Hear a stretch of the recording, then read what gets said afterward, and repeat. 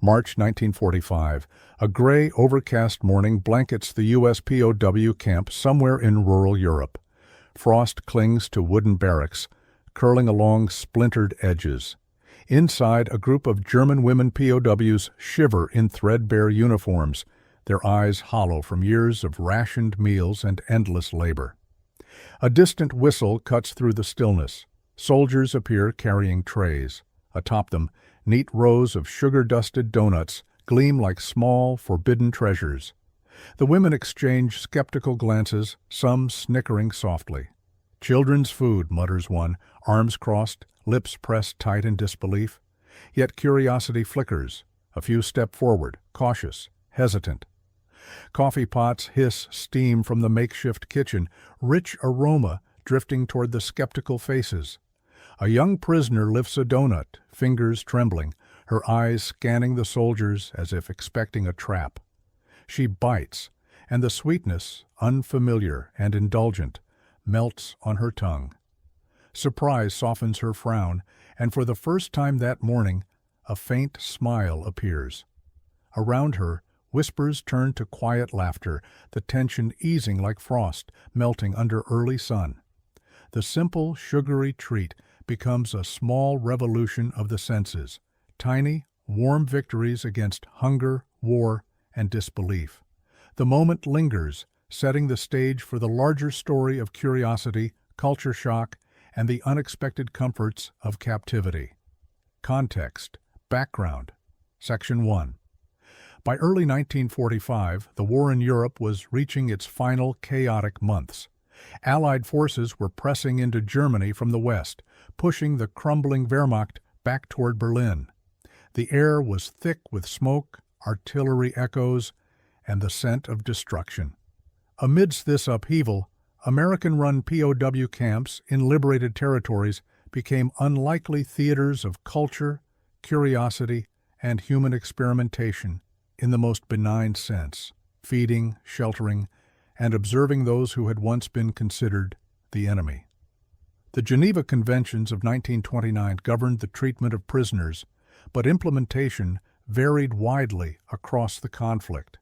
In the United States and in European camps under American control, the principles of humane treatment were taken seriously, sometimes to astonishing effect. Female POWs, in particular, represented a new category of prisoners. Many had served in auxiliary units, communications, and medical corps, while others were civilians swept into captivity. Their existence in the camps challenged traditional gender expectations for both guards and prisoners, creating a unique social microcosm under strict regulation. Food rations remained a focal point of daily life. Whereas German civilians and soldiers alike faced dwindling supplies due to bombed railways and Allied blockades, American camps maintained comparatively abundant stores. Meals were standardized: meat, potatoes, bread, and occasionally fresh vegetables. But for women, accustomed to strict domestic rations back home, the provision of sweets, treats, and even coffee represented a cultural shock. Items like donuts, candy, or ice cream were not merely calories. They were symbols of abundance, indulgence, and, in a subtle way, psychological power. This contrast created tension. Many German women arrived with deeply ingrained propaganda from Nazi youth programs and wartime media. Americans were portrayed as decadent, careless, and morally corrupt, and their comforts, especially sweet treats and beverages, were dismissed as frivolous. To taste them was, for many, an act that felt both forbidden and indulgent. A donut paired with a cup of coffee, seemingly trivial, became a catalyst for curiosity, rebellion, and emotional release. Within the camp, routine was punctuated by daily inspections, roll calls, and labor assignments. Yet small moments, an extra cookie, a tray of coffee, a plate of donuts, offered brief glimpses of normalcy, or at least a temporary escape from the uniformity of captivity. Soldiers noticed the reactions. Some women recoiled, others hesitated, and a few dared to smile. It was in these reactions that the Americans learned a subtle truth. Kindness, presentation, and even food could bridge cultural and ideological divides. The backdrop of war shaped everything. Outside the barbed wire, towns lay in ruins, railways were destroyed, and families struggled for survival. Inside the camp, life followed a rigid rhythm, but within that rhythm, unexpected luxuries like donuts and coffee took on amplified significance. The women's reactions, mocking, hesitant, then gradually delighted, were emblematic of larger shifts in perception, from mistrust to cautious engagement, and eventually tentative camaraderie with those who had once been enemies. The stage was set for moments that were as small as they were transformative. A hot cup of coffee in hand, a sugar-dusted pastry on a plate, eyes widening in disbelief, and laughter breaking through years of hardship. These moments, seemingly trivial, revealed the complexity of war, human psychology, and the profound impact of simple acts of generosity. Context, background, Section 2. Beyond the immediate sensory experience of food, the broader military and social context shaped these encounters. By 1945, the United States had perfected logistical supply lines capable of sustaining both frontline troops and POW camps. Trucks and trains delivered crates of preserved foods, fresh produce, coffee, and baked goods, items that, for German women accustomed to scarcity, seemed almost miraculous. Each meal became a lesson in abundance, highlighting the stark contrast between wartime deprivation and the controlled generosity of their captors. The POW camps themselves were carefully structured environments. Barracks were segregated by nationality and, in some cases, gender, creating small societies within barbed wire enclosures. Daily routines included physical labor, educational programs, and recreational opportunities such as reading, sewing, or crafting. Food distribution, far from being a purely practical necessity, became a cultural performance. Meals were plated with care, served with a formality that seemed alien to prisoners used to chaos or rationing. The presentation of donuts with coffee, served hot and in orderly trays, became a moment of ritual, a shared act of civility that transcended national lines. Propaganda and perception weighed heavily on the minds of German POWs. Years of indoctrination had fostered the idea that Americans were frivolous, indulgent, and morally lax. Sugar, coffee, and pastries were not simply treats. They were symbols of decadence. To mock them was instinctual. To taste them was an act fraught with cognitive dissonance. These women were trained to view American generosity with suspicion, yet their senses betrayed them. The sweet, warm dough, the rich aroma of freshly brewed coffee, and the tactile pleasure of handling food that had been meticulously prepared challenged every preconceived notion. American guards observed these moments closely, often reporting with surprise that female POWs displayed a mixture of suspicion, curiosity, and delight. Some refused initially, folding arms and turning away. Others hesitated, inching closer only to steal glances at the trays. Slowly, laughter broke the tension, first in hesitant giggles, then in genuine amusement, as the women discovered the simple pleasures of donuts paired with coffee. In the act of tasting, they bridged a psychological gap, realizing that the enemy could also embody civility, care, and humanity. The psychology of scarcity magnified these reactions. Having survived years of air raids, food shortages, and separation from family, even small indulgences carried profound emotional weight. Each bite was both nourishment and affirmation of survival. Each cup of coffee represented a connection to normalcy, a fleeting reminder of a world beyond conflict. The ritual of eating became communal therapy, with women sharing bites, passing trays, and exchanging expressions of astonishment. What might have been a trivial snack elsewhere became, in the confines of a POW camp, an event charged with meaning and social consequence. Cultural differences further shaped these moments. German culinary traditions emphasized hearty, simple fare, bread, potatoes, sausages, while American sweets and beverages were foreign, exaggerated, almost theatrical in their presentation. The powdered sugar on a donut, the frothy richness of coffee, the warmth of hands holding a plate, all carried new sensations. The American practice of pairing sweets with coffee introduced flavors, textures, and aromas that the women had not encountered, igniting curiosity and, eventually, delight. Through these experiences, the POW camp became more than a containment space.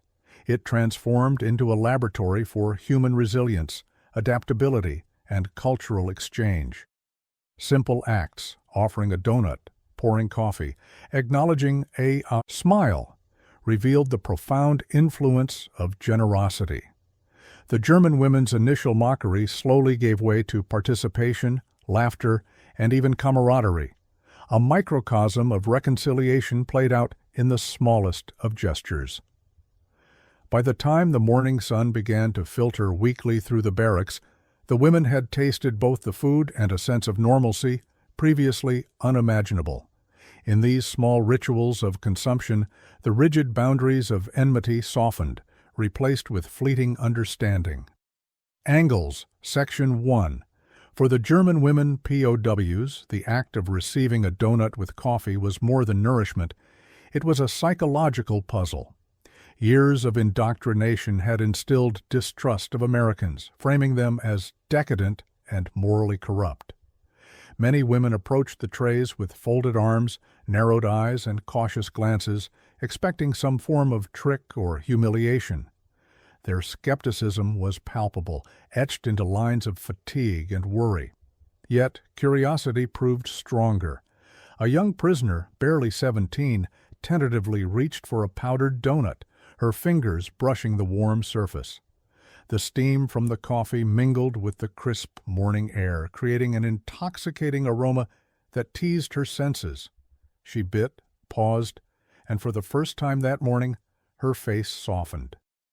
Around her, other women followed suit, the initial hesitancy giving way to fascination. Eyes widened.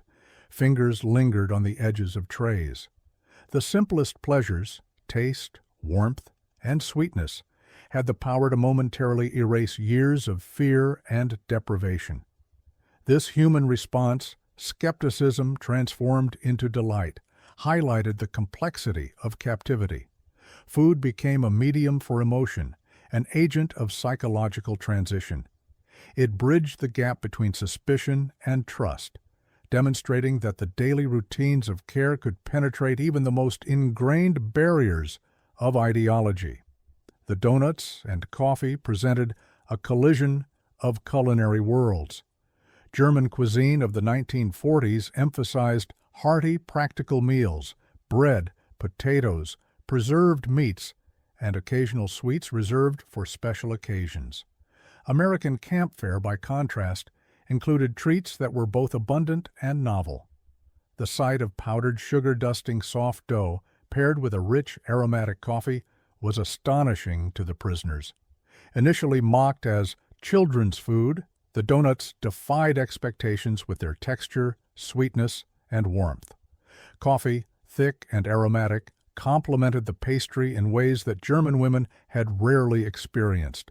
The combination was at once indulgent and comforting, sparking quiet exclamations of surprise, laughter, and shared delight. Food, in this context, acted as a cultural bridge, revealing the everyday humanity behind the soldiers who had once been labeled enemies. American officers and camp administrators recognized the power of food beyond mere sustenance. By offering donuts and coffee, they exercised leadership through small acts of kindness. Their intent was not simply to feed, but to foster morale, maintain order, and demonstrate the principles of humane treatment. Observing the reactions of the POWs provided insight into how trust could be cultivated. Women who initially scorned the offerings gradually softened, smiles appearing where suspicion once ruled. Leadership in this case relied on subtlety.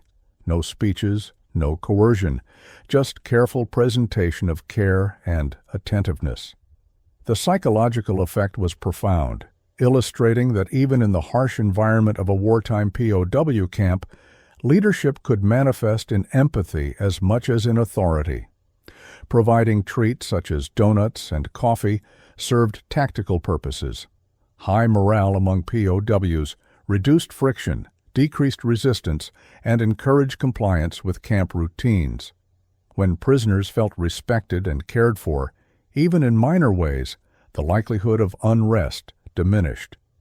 The small rituals of food service, attention to presentation, consistency in portioning, and the occasional indulgence created an atmosphere of order and predictability. Women POWs, accustomed to chaos and deprivation, responded with gratitude and cooperation. This tactical application of humane treatment reinforced the effectiveness of American camp administration while simultaneously humanizing the enemy in subtle, meaningful ways. Angles, Section 2. The initial reaction of German female POWs to donuts and coffee was often derision.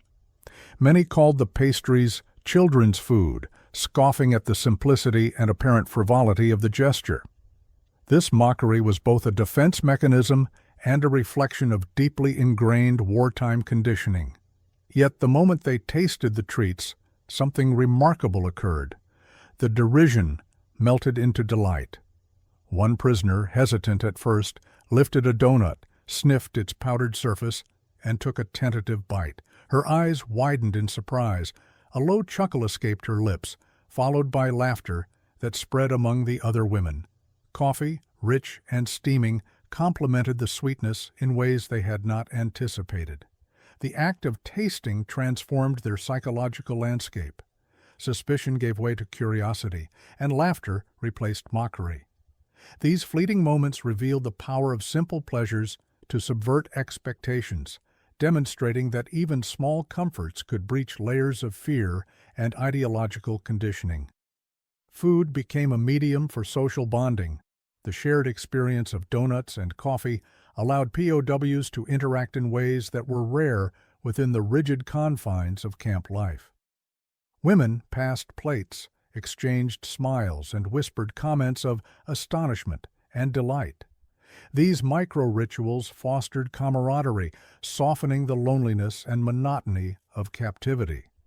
The emotional impact extended beyond enjoyment. Sharing food created a sense of community, an ephemeral return to normalcy. Gestures as simple as offering a bite to a neighbor or comparing the richness of coffee became profound acts of connection. In a world defined by deprivation and control, these moments offered agency, choice, and shared humanity. The camp, often a symbol of restriction, became a space where joy and mutual recognition could briefly flourish. For many German women, American generosity challenged preconceived notions of the enemy. Years of propaganda had depicted U.S. soldiers as decadent, self-indulgent, or even cruel. To witness careful distribution of food, prepared with attention and care, forced a re-evaluation. The act of receiving and tasting donuts and coffee humanized the captors. These women began to see soldiers not as abstract embodiments of enemy ideology, but as individuals capable of empathy, patience, and kindness. Such experiences were pivotal in reshaping their understanding of the enemy, illustrating that human behavior could transcend the ideological narratives imposed by war. The seemingly trivial act of eating donuts with coffee had lasting implications. For many POWs, it was their first encounter with American-style pastries and beverages. The sensory experience, sweetness, aroma, warmth, left a lasting impression. Some women carried memories of these small indulgences long after returning home, recounting them as moments of wonder and cultural exchange. The introduction of new tastes and rituals highlighted the soft power of food. It was not merely sustenance, but a cultural ambassador. The donuts and coffee represented the broader American capacity for generosity, civility, and the subtle influence of everyday customs. Through these small gestures, cultural bridges were built, leaving an enduring mark on the women who experienced them. Providing indulgences like donuts and coffee was not just strategic or cultural, it was ethical. The humane treatment of POWs, even in minor ways, demonstrated adherence to international conventions and moral responsibility. For the German women, these acts contrasted sharply with wartime experiences in which deprivation, fear, and brutality had been routine. The ethical dimension of food service reinforced principles of dignity and respect. Small indulgences communicated care, reminding prisoners that their humanity remained recognized. Laughter, joy, and shared smiles became markers of moral integrity within a context often defined by moral ambiguity. The psychological, cultural, emotional, and ethical dimensions of these experiences converge to reveal a complex web of human interaction, showing how even the simplest gestures, donuts and coffee, could carry profound significance. Climax, Section 1. It was a crisp autumn morning in late 1944. The POW camp lay in a quiet clearing, tents arranged in meticulous rows, the mist rising from the damp earth like a ghostly curtain. American guards moved through the camp with measured steps, their faces neutral, but their hands carried trays of powdered donuts and steaming mugs of coffee. For the German women, the scene was surreal. At first, there was hesitation. Groups of prisoners clustered together, whispering, exchanging skeptical glances. "Children's food," one muttered, her voice laced with both contempt and disbelief. Another shook her head, folding her arms tightly, as if to shield herself from embarrassment or disappointment. Yet the trays pressed closer, and curiosity outweighed fear. The first woman stepped forward. Her fingers trembled as they reached for a donut, brushing against the powdered sugar that clung delicately to the soft dough. Steam from the coffee wafted upward, carrying the rich, nutty aroma that none of them had anticipated. She bit, paused, and her eyes widened in astonishment. Around her, other prisoners hesitated, then slowly began to follow. Laughter, quiet at first, began to ripple through the tent. It started with a stifled giggle from one young prisoner, then another, and soon a chorus of astonished murmurs and laughter filled the air. The simple act of tasting a donut had triggered an emotional cascade, a mix of joy, disbelief, and relief. The warm coffee added depth to the experience, its bitterness balancing the sweetness of the pastry. It was a moment of sensory clarity, a small yet profound interruption to the monotony and anxiety of captivity. American guards observed quietly. They understood the power of this seemingly trivial act. For months they had maintained order, enforced rules, and witnessed the psychological strain of confinement on the prisoners. But today the dynamics shifted. The POW's reactions, eyes lighting up, smiles emerging, laughter spilling, demonstrated the efficacy of simple kindness. Control was maintained not through authority alone, but through trust and empathy. One prisoner, a woman in her mid-20s with weary eyes and tightly braided hair, reached for the coffee cup after taking a hesitant bite of the donut. She inhaled its aroma, her lips curving into a reluctant smile. Around her, others mirrored her actions, cups lifted, donuts tasted, and the atmosphere transformed. Suspicion and skepticism gave way to delight and engagement. For the first time in months, these women experienced a fleeting sense of freedom, a choice, however small, in a world defined by restriction. The tent, once dominated by silence or tense murmurs, now resonated with human expression, laughter, whispers of surprise, shared astonishment. The donuts and coffee were no longer mere food, they had become instruments of psychological liberation, offering a temporary reprieve from the hardships of captivity. This pivotal moment underscored the delicate balance between authority and empathy, showing that leadership through kindness could alter the emotional landscape of a POW camp. As more women tasted the donuts and sipped the coffee, the scene evolved into a communal ritual. Plates were passed, conversations blossomed in hushed tones, and small acts of generosity emerged naturally, offering the last donut to a neighbor, pouring an extra cup of coffee, sharing comments of astonishment. These gestures reinforced bonds among prisoners, fostering camaraderie and mutual recognition. For the camp administration, the effects were tangible. Compliance became easier. Women moved through daily routines with subtle enthusiasm, no longer weighed solely by suspicion or fear. The act of providing simple indulgences demonstrated a crucial point. Morale could be shaped as much by empathy as by regulation. The psychological climate shifted, subtly but unmistakably. Even the most skeptical prisoners could not deny the moment's impact. The initial mockery, the declaration that donuts were just children's food, faded into laughter and shared delight. The Americans, once framed as enemies of indulgence or decency, revealed themselves as providers of small pleasures, attentive to the human needs of those under their care. Climax, Section 2.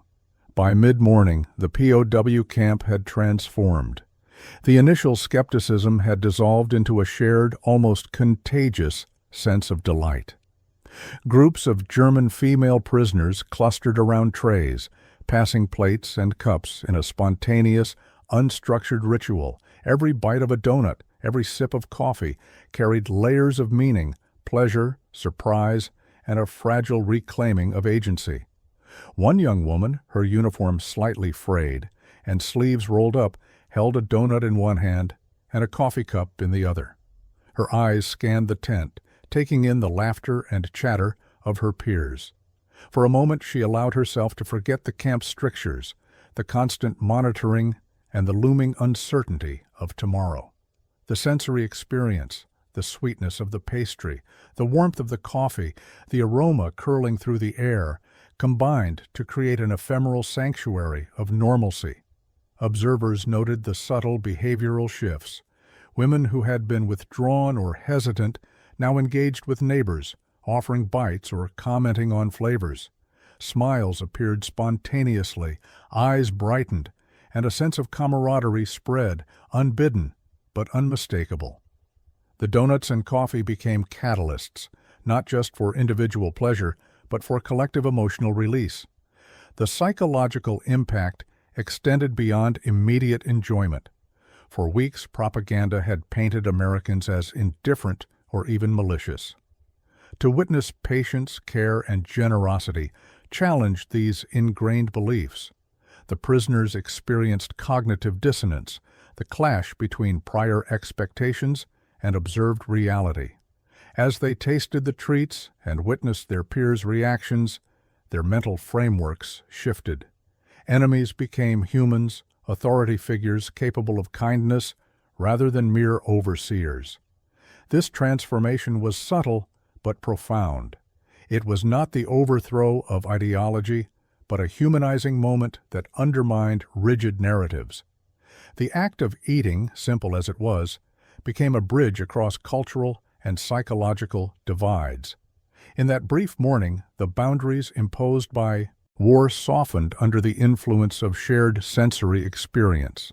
Some prisoners experienced private revelations within the communal ritual.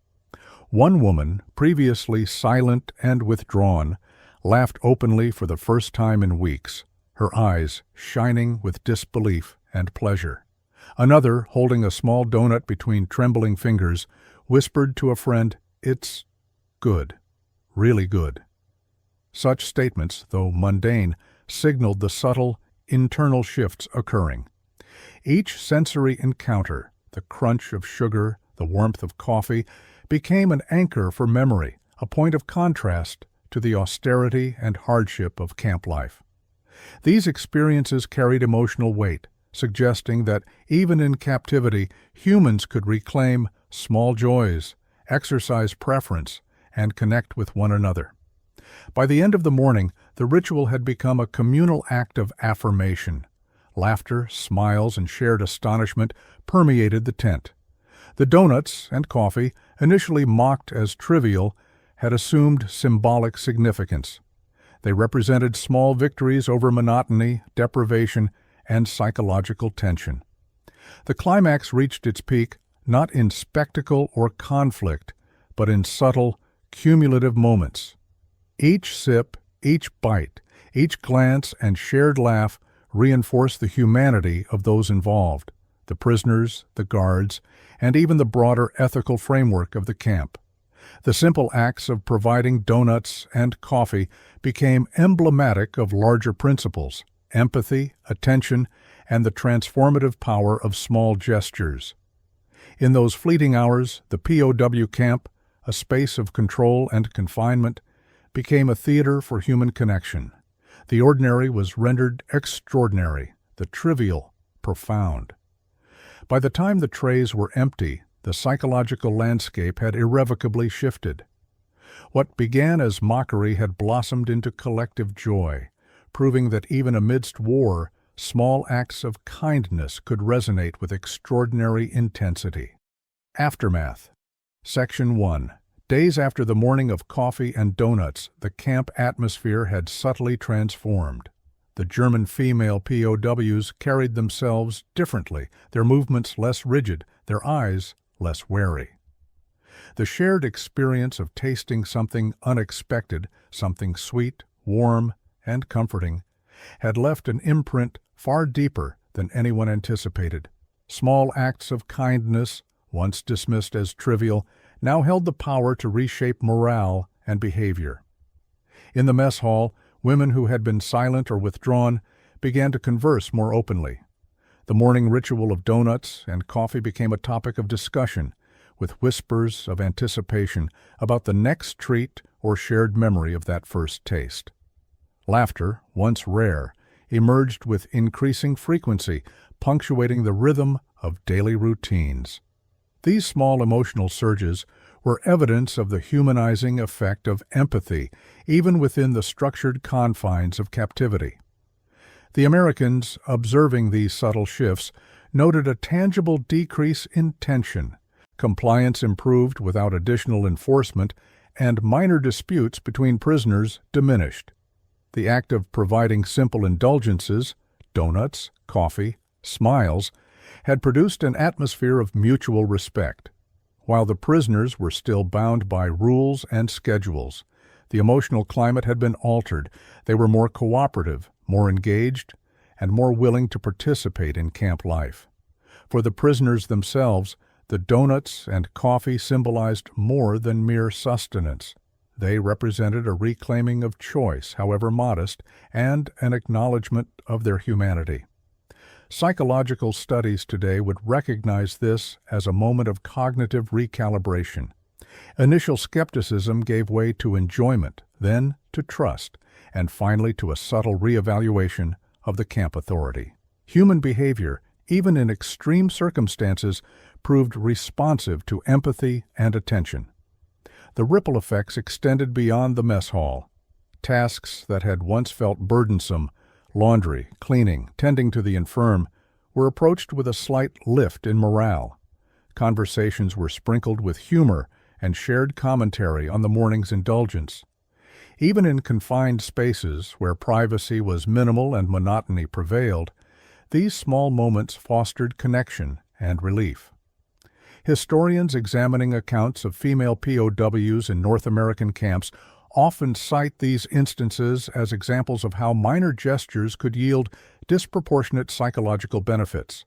Letters and memoirs later recalled the taste of the donuts, the aroma of coffee, and the laughter that followed as vivid anchors of memory. They served as enduring reminders that, even amid the hardships of war, human kindness, simple, deliberate, and sensory, could transform daily life.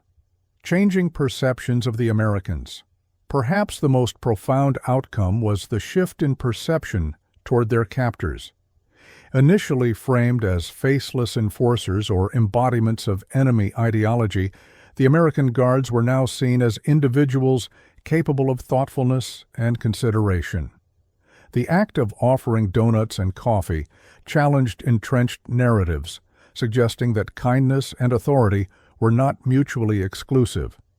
This recalibration of perspective extended to interactions beyond the tent. When prisoners encountered guards in other parts of the camp while performing chores or lining up for roll call, there was a subtle softening of demeanor. Smiles were exchanged more freely, and conversations, though still constrained, carried a gentler tone. The simple indulgence of donuts and coffee had catalyzed a broader humanization process, affecting daily interactions and emotional responses. These observations underscore a larger truth. In environments defined by control and restriction, small gestures of empathy carry profound weight. The morning ritual had been brief, perhaps lasting no more than an hour, yet its consequences resonated through days and weeks. The psychological landscape of the camp had shifted, not through coercion or reward alone, but through recognition of human needs, however minor they might seem. Aftermath. Section 2. Weeks passed, but the memory of that morning, the taste of donuts, the warmth of coffee, and the laughter shared among prisoners remained vivid. For many German female POWs, it became a touchstone, a rare instance where deprivation and confinement were interrupted by indulgence. Letters later recounted the sensory details with striking clarity: the powdered sugar dusting, the aroma of freshly brewed coffee, the golden crust of each pastry.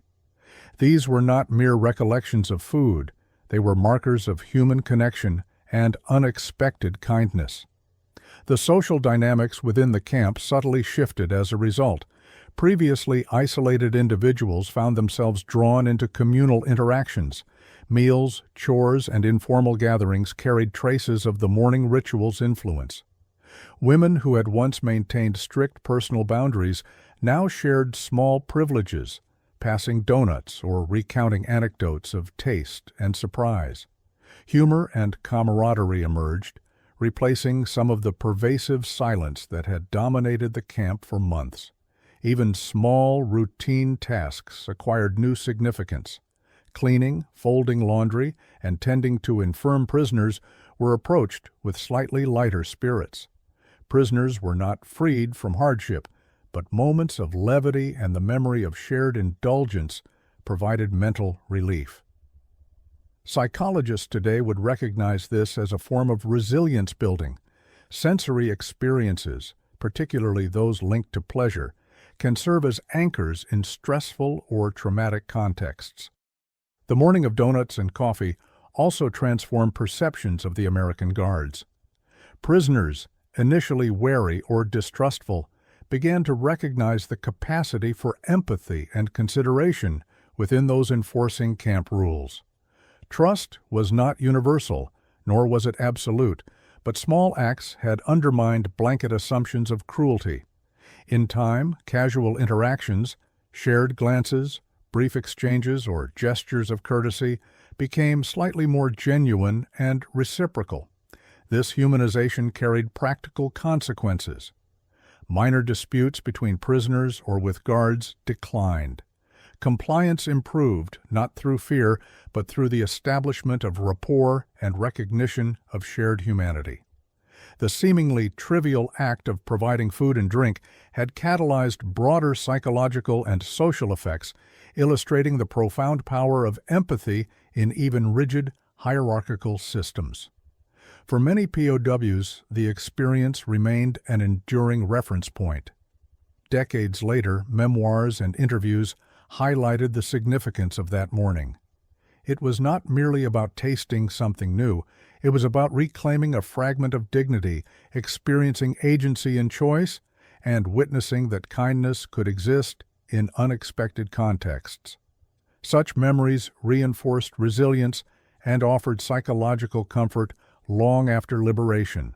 Historians analyzing female POW experiences emphasize the disproportionate impact of sensory pleasures within austere environments. Food, taste, and shared enjoyment acted as subtle yet powerful instruments of morale and social cohesion. The donuts and coffee became emblematic of this principle, demonstrating that even minor indulgences could bridge divides, foster empathy, and leave lasting emotional traces. By the end of this period, the camp's psychological atmosphere had shifted measurably. The morning ritual of donuts and coffee, once a fleeting moment of indulgence, had reverberated through routines, interactions, and perceptions.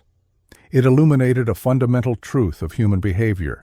Even under deprivation and strict control, kindness, sensory pleasure, and shared experiences could foster resilience, connection, and empathy. The morning of donuts and coffee at first glance might appear trivial in the vast theater of World War II. Yet, for the German female POWs who experienced it, that fleeting indulgence became a profound testament to the resilience of the human spirit. Within the rigid structure of captivity, amidst uniformed authority and regimented schedules, small gestures, food, warmth, laughter, possess the power to restore dignity, spark trust, and rekindle a sense of normalcy. This episode illustrates a timeless truth about war. The grand narratives of strategy, battles, and politics often overshadow the intimate human moments that define daily survival. While military historians document campaigns and casualty counts, the psychological microcosms of POW camps reveal how empathy and kindness ripple through even the most controlled environments.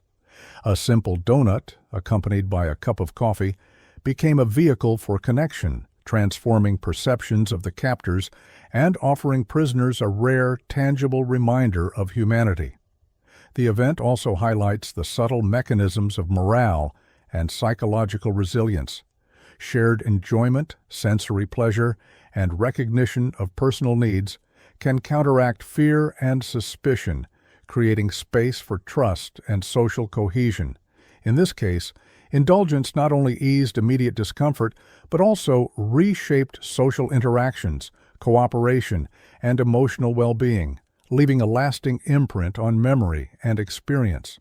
On a broader scale, the story invites reflection on leadership and human behavior.